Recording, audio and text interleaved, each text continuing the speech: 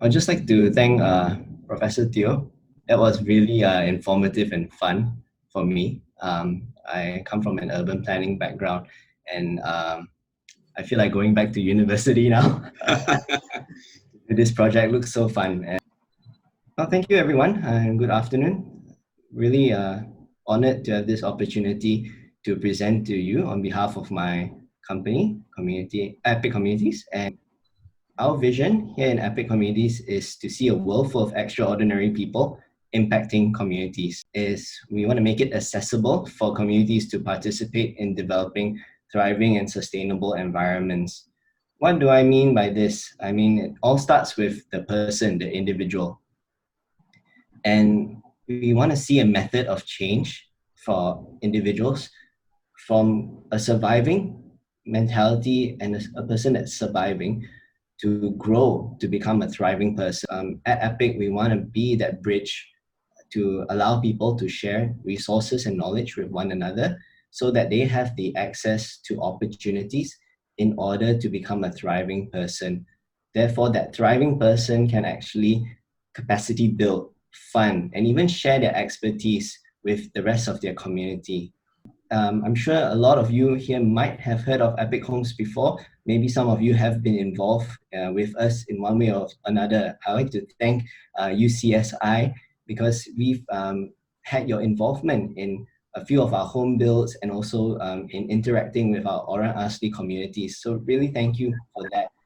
And with Epic Homes, it's really a movement to build relationships through the act of building homes. It's really bridging that gap between the rural and urban divide.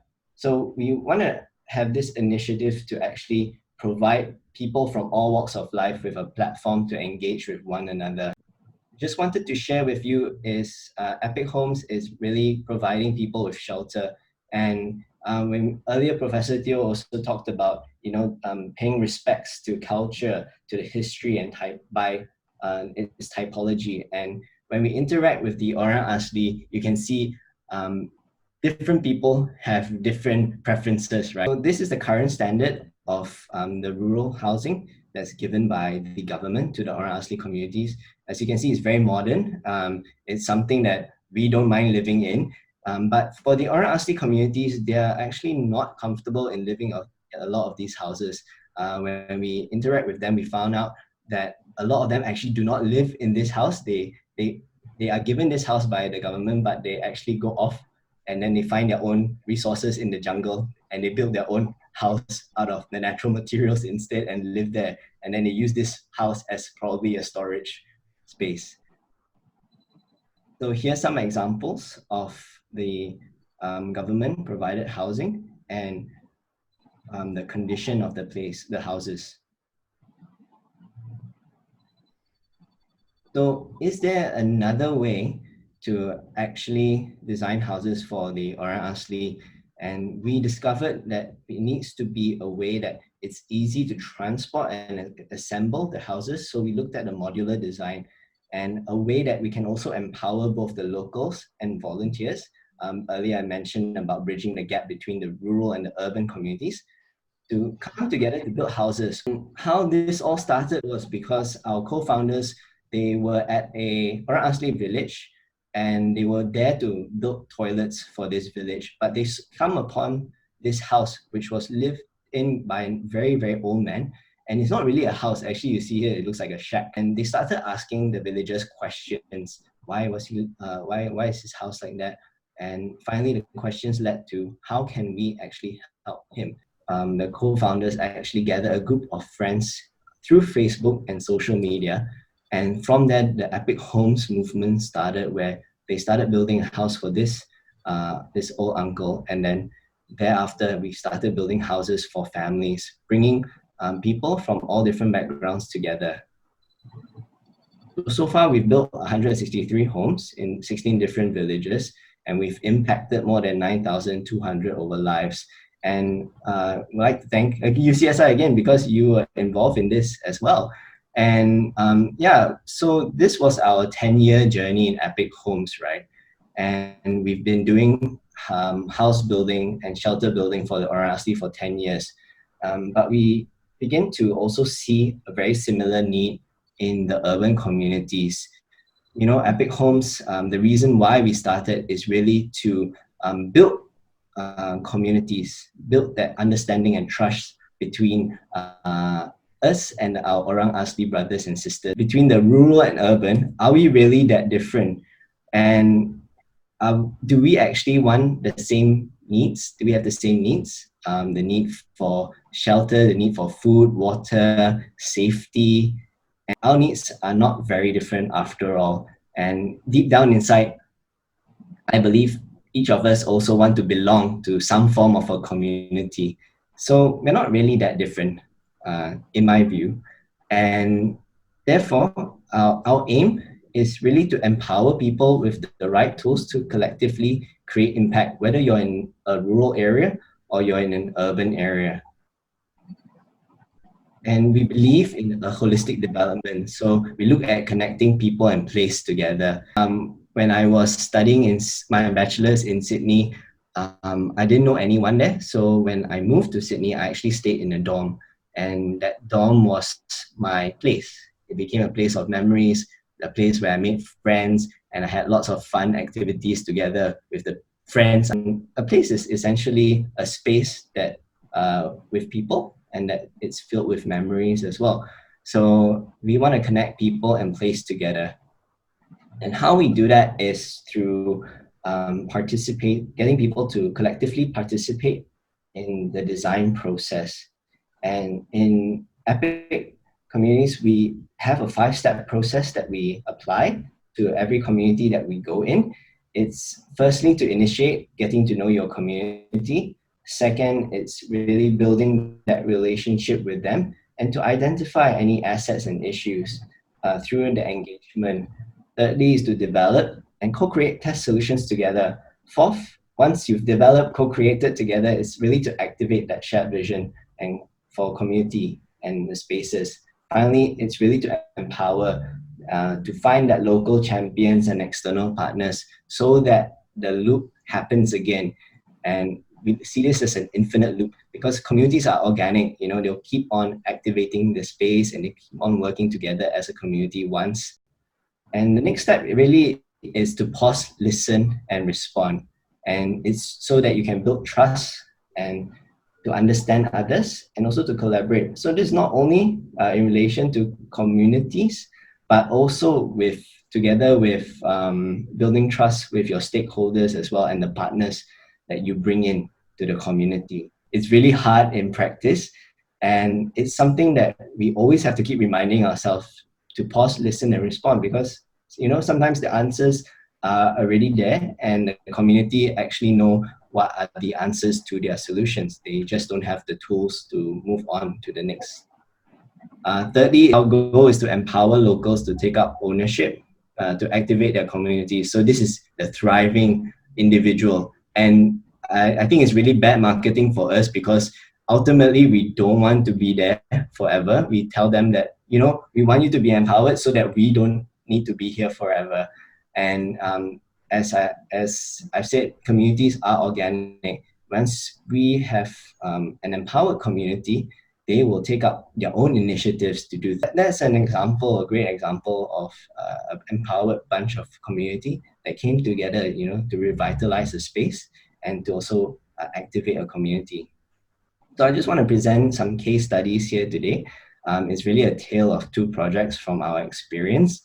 And the first one is PPAS library. You can see it's a dilapidated community building, right? And it's prone to a lot of crime and also there are a lot of public drinking that happens in this area. A group of individuals that wanted to uplift this space. So they approached us to engage the community. So we did some bowling sessions with them and some ideation and co-creation workshops with the community.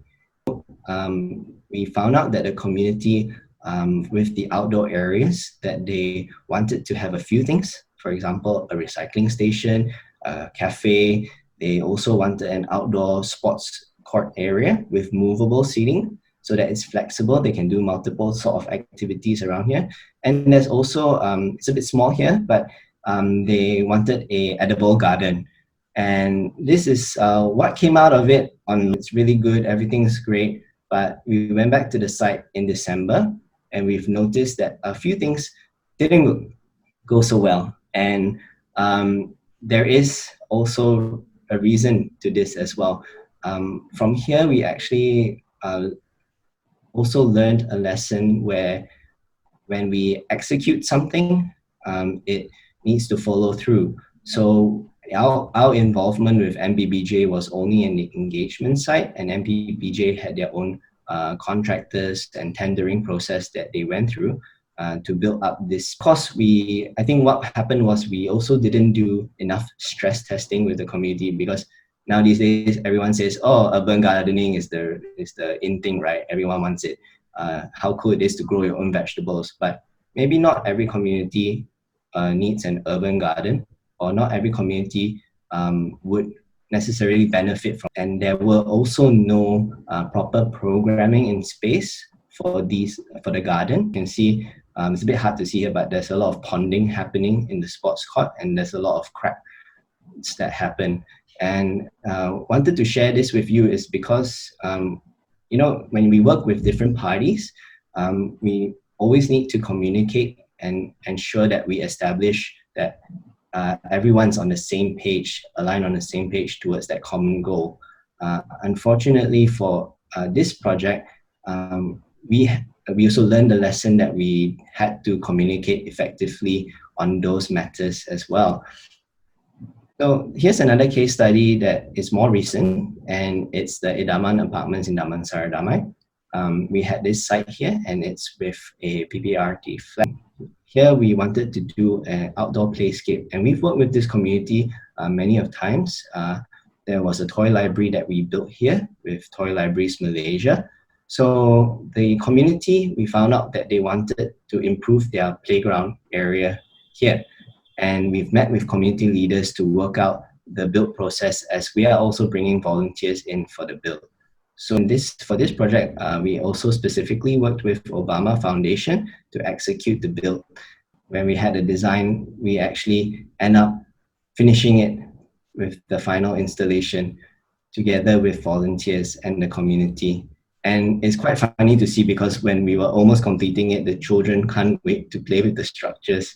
Also, in comparison with the previous one, is slightly different, because in here we actually communicated very clearly to all stakeholders. So we've learned that it's really important to set some standards when we are working with communities and different stakeholders.